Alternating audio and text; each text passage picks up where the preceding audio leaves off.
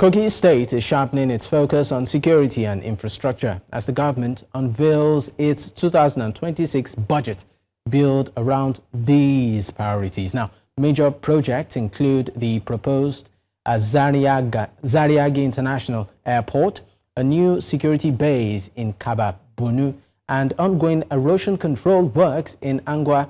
The state is also rolling out stronger security measures to counter extremism and rising criminal activity following recent incidents across several communities. Joining me right now in the studio to discuss this and more is Kingsley Fanwo, is the Commissioner for Information and Communication, Kogi State. Thank you for your time. Thank you very much for having me. All right, it's great to also have you again. Let's get straight into it. Now, Kogi State seems to be at the center of conversation even across social media space at the moment, and that's of a perceived, what I call it, attack by bandits in Kabba, part of the state. We know that there have been, pockets of attacks lately, which some have been repelled, some have been rumored to be fake, even, dispelled by the police command there, that of Zango, Crusher, and Felele, for instance. The Kogi State Police Command did put out a press release saying those were just fake attacks. But this one in Kabba seems to be at the forefront now. What exactly is going on? What does the government know? Thank you very much. Yesterday at in Kuri part of the Bunu district of Kabba-Bunu local government area, some fleeing bandits and extremists, because of the bombardment in Kwara State and Niger State, Kogi being the center of the nation, they were fleeing, and what we realized, what we gathered was that their motorcycles were running out of fuel. So usually when they get to communities, they try to create chaos and commotion to create fear in the people so that they run and abandon their shops so that they'll be able to loot and then take some of the things as long as they are fleeing. So, but they were repelled by the ever vigilant and ever pragmatic hunters that were employed by the local government councils and the states to be able to counter, provide first line of defense. And at the end of the day, they were unable to kidnap anybody from the community. Yes, we recorded some casualties of one of the hunters and the stray bullet hitting one or two other people. So it's unfortunate. But what is most important is that they were unable to carry out their nefarious activities of kidnapping our people. All right. So secondly, today, yes, this afternoon, at a place called Oshoko between Oshoko and Obajano in Lokoja local government area, we also witnessed they came out and they were also dealt with severely. And as we speak, you have over 100 joint combat forces, including the army, the police, the DSS, the local hunters, and the vigilante servicemen and women. They are there. They are covering the whole of the place, and they are trailing those people. And Kogi is becoming very hot and very difficult for them to operate in. All right. So for the attacks of today, which of course seems to be at the forefront of conversation, the state, you're saying that the state is on top of it? We're on top of the situation. Right now, the reports I'm getting from the spot shows that the military men and the DSS, the police, they are on the trail of those people right now, and they are finding it very, very difficult. And, we're on top of the situation. And, in the next couple of days, we hope to have reports of them, being apprehended by the security agents. Any information as regards abductions yet? No categorical information right now, because the way we are operating in the state now is such that in minutes, security agents will be able to get to scenes of possible kidnap or threat, and they were able to get there on time, and that possibly did not allow them to be able to go with anybody. But we are still gathering information. We cannot say categorically, but what we can say is that the military, the police, the DSS, the combined forces of all of these people, where the local hunters that are very critical part of our security architecture at the moment are on their trail. All right. I mean, Kogi State, just like you said, in terms of location, is pretty much critical. I'd like the map of the country to come up. Kogi is surrounded by about 10 states. And then, of course, one would say in terms of border arrangement and all of that, that puts the state in a very, very, well, I call it critical situation. But something also happened today, and that's a state security council meeting where Mr. Governor, the governor of the state did actually reaffirm his commitment to securing lives and property. I'd just like you to take us through that meeting and some of the decisions. Thank you very much. It was a proactive meeting, and also want to be able to deal with the current situation. We have what you call an expanded security, Kogi State Security Council meeting. It is no longer what it used to be, where you call it a security committee. And now it is a council that is going to be institutionalized, and they will be able to be provided with all the administrative and institutional wherewithal to be able to deal with the security challenges that we are facing in the state right now. We'll come to that. Let's listen to what the governor did say, and then we'll come back to the studio. Take a listen. What we have just have here now is a Peace and Security Council meeting to look inward without necessarily waiting for the criminals to surprise us. We have put us together, we open our minds to ourselves, looking at the issues at hand at this very material time. We are passing through a trying period. It's not only in Kogi State, it's not only in Nigeria, it's across the country, across the nation, across the world. If you remember, before now you hear shooting in various schools in various countries. This is our own trying period, and we have to put us together to make sure we serve our people by providing them the needed security. So we have come to brainstorm to look at the issues at hand. As you all know, the major bandits, the commanders. I mean, that's just an excerpt of many of the things said. But one thing Mr. Governor did emphasize was not interfacing or negotiating with a terrorist, and that he would go real hard on them, bandits, maroonders in the state. I'd like you to speak. Yeah, I'll just take his words when he said he wasn't elected to bow to criminals. He's elected to protect the people of Kogi State. He's not going to wait for them to hit. He's going to go after them. That's what he said in there. We are also aware of the rise in threat because, like he said, that part that was cut off, he did say that the major terrorist commanders have relocated to Kogi State right now. It is something that we are dealing with. We are monitoring them. We have been able to infuse technology into our security architecture. The major terrorist commanders have relocated to relocated to Kogi because of the heat in Kwara State and in Niger State. But I think the military is doing a great job right now, because it is like they're having a simultaneous operation. What happened at Oshoko today, where you have more than 100 soldiers immediately storming the scene, shows that the military is doing a very great job in complementing the efforts of the state government at ensuring that we deal decisively with these situations. And the Security Council meeting today dealt with a whole range of issues, and that was why the governor ensured that we had an expanded Security Council meeting involving the royal fathers, who are custodians of their communities. We have the religious leaders. We have the heads of the security agencies. You also have the Ministry of Information and Communications being given a very special role, because information is part of the security strategy that we are building in the state. Apart from the threats that are real, you also have the issue of people spreading panic. The governor spoke extensively on that at the Security Council meeting. Yes, we have issues. Let us deal with the issues. But we should not compound it by spreading unnecessary panic and falsehood, raising fear among the people. We are trying to defeat fear by defeating this extremist. Right. And the state government is doing a very great job in doing that. He also urged all security agents to work in synergy, work with the locals, and ensure that we're able to win this battle and win the war. All right, we'll go on a quick break. When we return, we'll, of course, shift grounds a bit to talk about infrastructure development in the state before we come back to security matters. Stay with us. We'll be right back.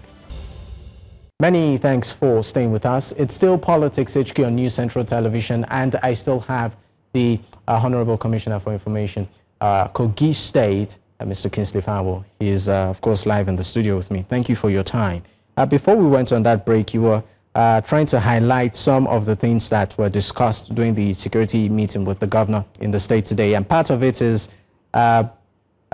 rumors, you know, even though, yes, there are issues, but how to sort of not create panic via some of these rumors. We know that, for instance, the Kogi State Police Command did a press release disregarding rumors of bandit invasion in places like Zongo, Krosha, and Felele communities, you know, in Lokoja, which was making the rounds. But I'd like you to also speak on not just rumors, but also avenues whereby, should issues like this happen, people can directly get in touch with the state or security apparatus that have been put in place.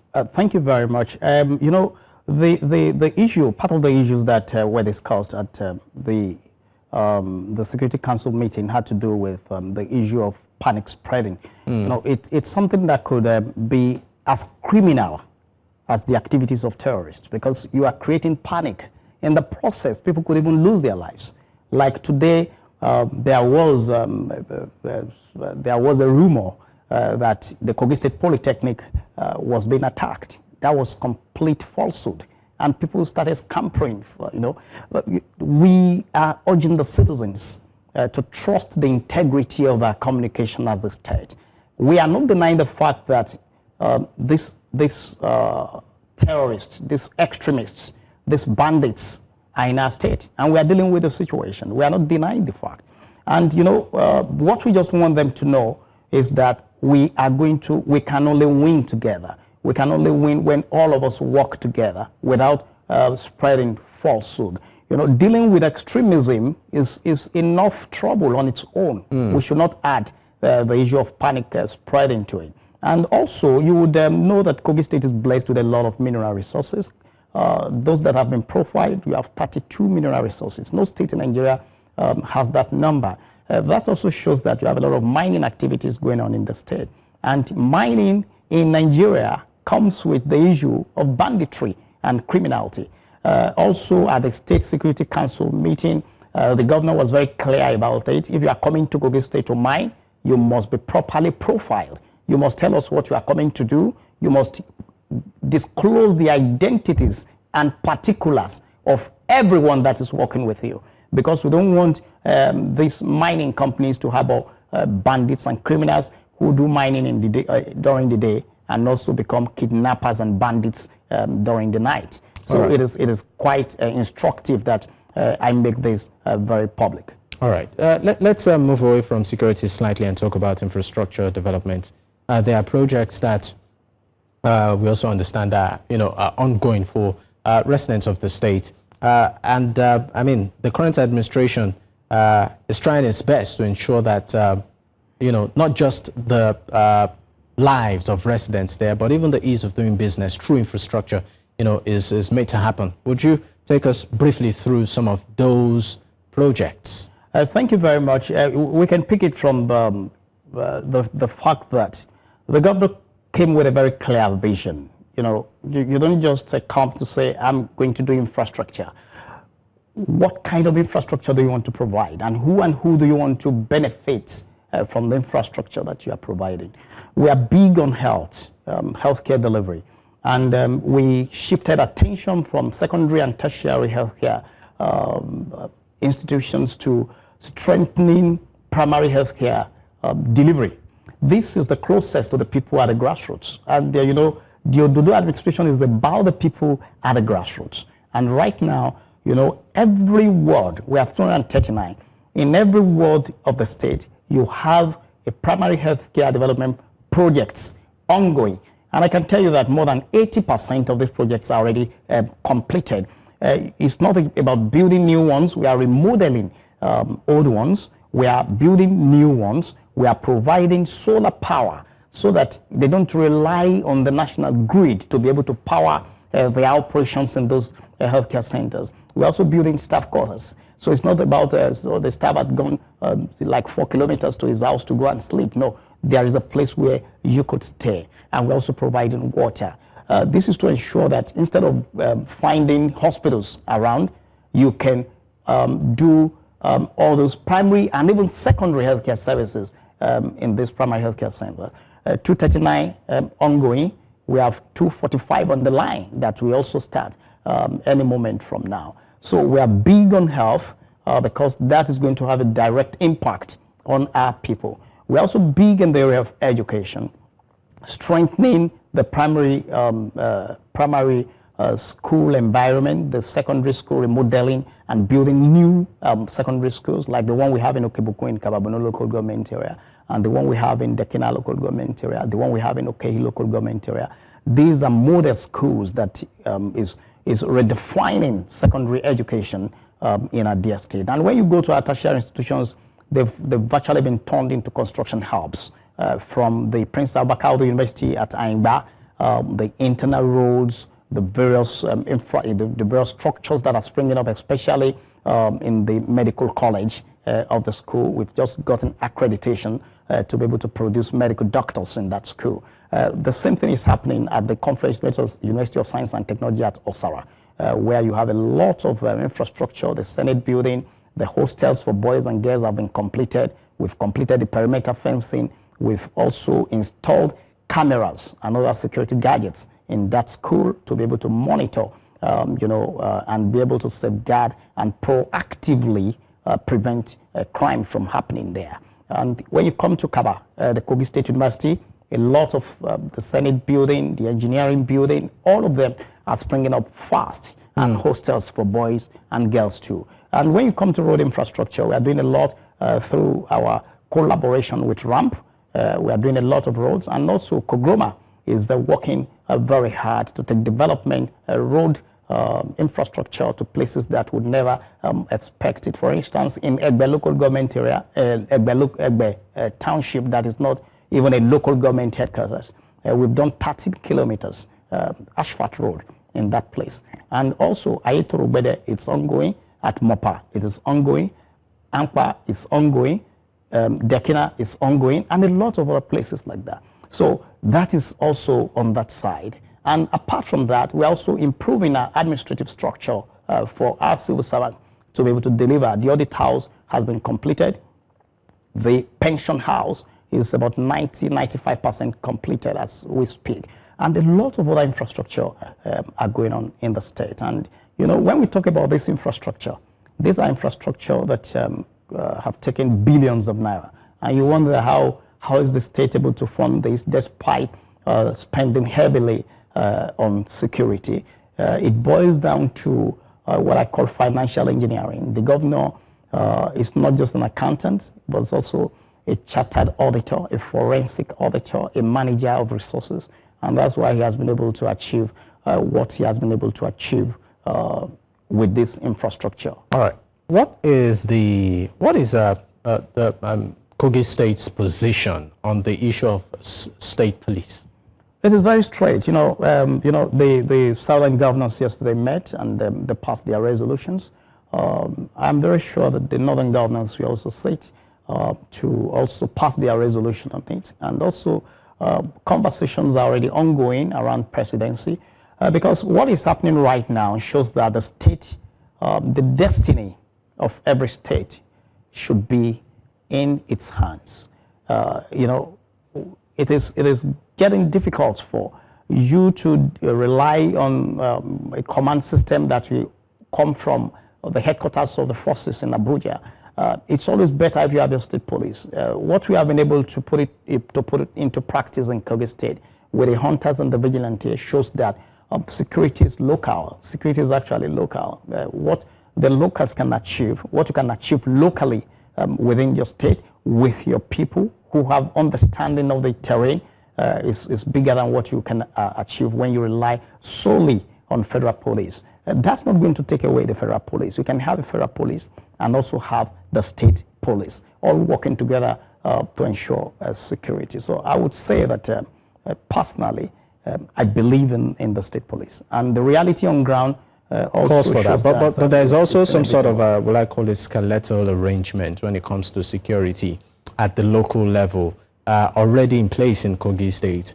Active engagement of vigilante groups and, local, what I call it, security hunters, so to speak. So, I mean, in terms of success rate of this initiative, how would you say, in terms of performance, this is fared?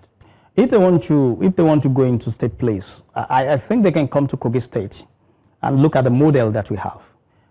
The vigilante servicemen and women were not having what we call pensionable jobs. But recently, for us to be able to boost their morale and their commitment, the state government has absorbed them into the civil service. So it is now a pensionable job.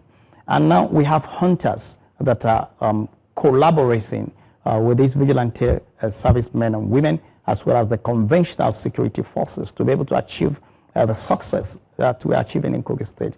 The local hunters and the vigilante, they understand the terrain more than anybody. So when you have these forces, the Army and the Navy, the Air Force coming, they also need the collaboration of these local hunters who understand the terrain to be able to show them around and be able to guide them in doing their job. So when you talk about the state police, I think what Kogi is putting in place in terms of recalibrating the security architecture to involve the vigilante and the hunters is a success story that should cascade into what we should have as a state police in the future.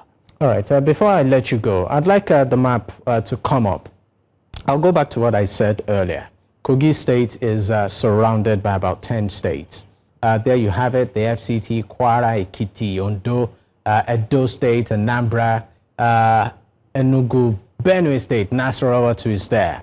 I mean, there is effort internally to secure itself, but are there specific requests from the federal government that the state feels if we get these requests met, given the proximity of our state, we'll be in that better position to ensure that the residents within the state are secure? Are there specific requests? Yeah, I think Kogi State should be given a very special attention. Like you rightly mentioned, we are bordered by 10 other states, including the FCT.